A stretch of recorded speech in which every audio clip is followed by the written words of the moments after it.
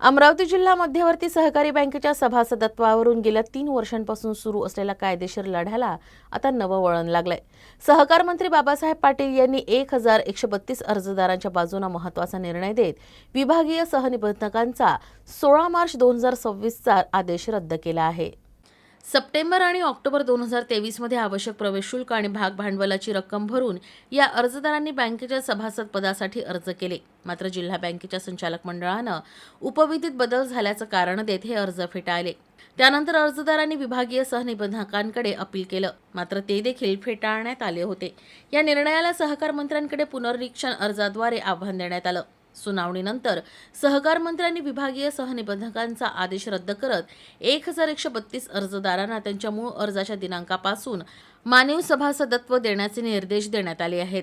यामुळे या अर्जदारांसाठी आता मतदार होण्याचा मार्गही मोकळा झालाय। दरम्यान या निर्णयामुळे जिल्हा बँकेतील सत्ताधारी पॅनलला मोठा राजकीय धक्का बसल्याची चर्चा सुरू आहे।